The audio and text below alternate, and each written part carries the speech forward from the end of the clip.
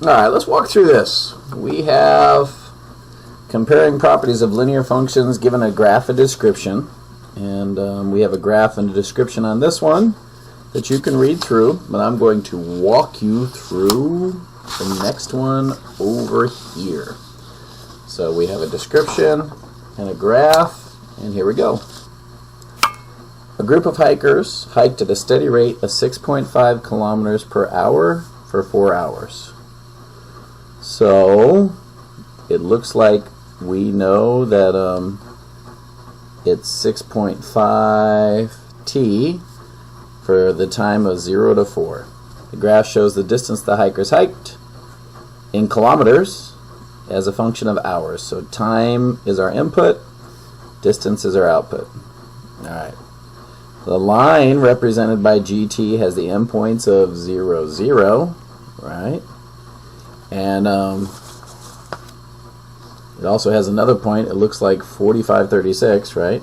45, 36. So the slope is, well, y minus y, so 36 minus 0 over 45 minus 0, x minus x, which gives us, well, that's not 45, that's 4.5, isn't it? So I should put a 4.5 there and a 4.5 there. It gives me 36 over 4.5, which is 8. 36 divided by 4.5. The y-intercept is 0, so substituting 8 and 0 for b into mx plus b, right? So we're shoving 8 for m and 0 for b. Produces the equation y equals 8x, right? We don't have to say plus 0 when our y-intercept is 0. It can be represented by the function g of t equals 8x for the range of 0 to 4. It's 4.5, isn't it? Alright, 0 to 4.5.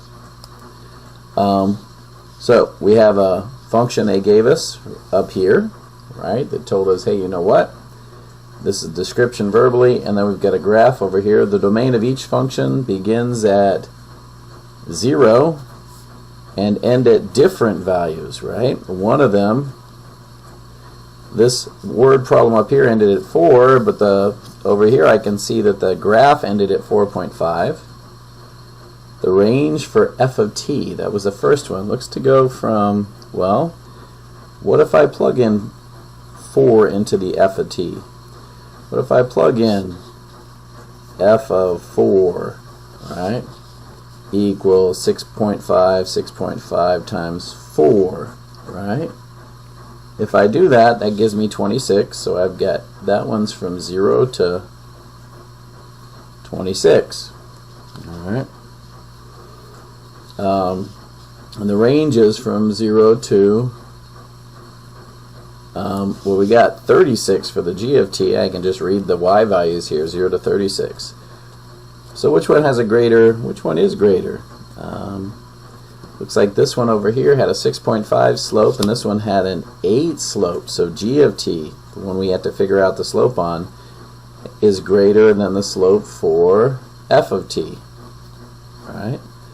And the y-intercepts, well, it looks like they're both at 0. So I'm going to say both. And that's analyzing an equation here and a graph there to compare. I think there's just a little bit more, so we're going to keep going. All right. Now, what is the meaning of the y-intercept for the function, right?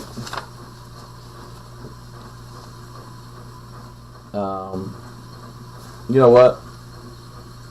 A of t and d of t in sample 2a, we actually didn't do sample 2a, so I'm going to keep that out of here. We're going to go down to this last bit right here. Alright, so an experiment compares height of 2 plants over time. A 5 centimeter tall plant beginning of the experiment grew 0.3 centimeters. The function of t represents the height of a plant in centimeters after t days.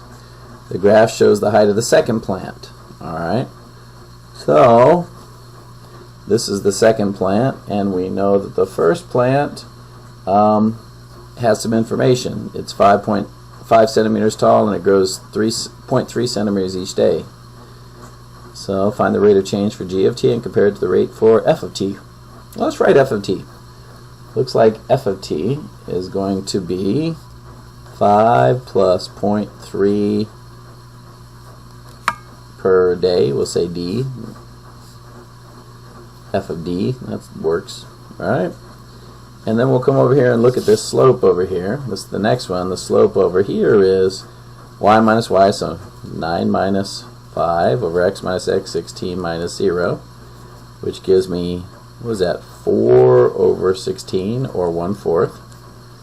Right? So the slope of this line equals 1/4.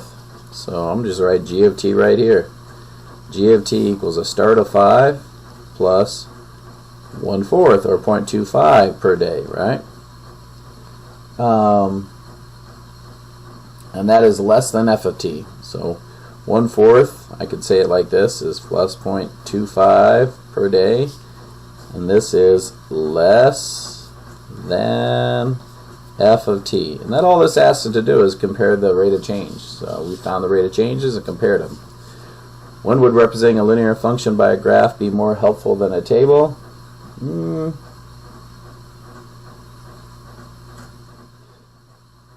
don't know, you know. Representing a linear function by a graph can be more helpful from a table. When approximating values of a function, well, you know, when they're not in a table. When we need to approximate and no tables available, alright? And we need a graph. Available. Alright. When would representing a linear function by a table be more helpful than a graph?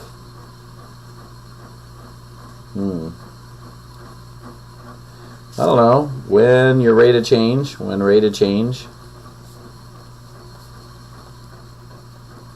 is a fraction, right? And then we actually need to see the numbers rather than a table on a graph. How can a linear function require it represented in a table represent more than one graph?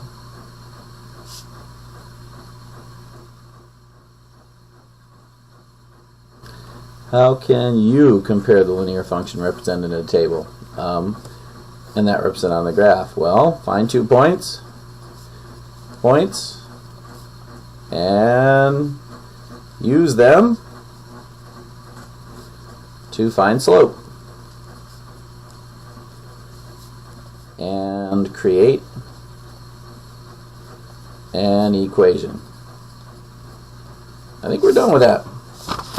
So I will see you. That's the last. Remember, we have, if this is 2018 anyway, we have a quiz coming up. Be ready.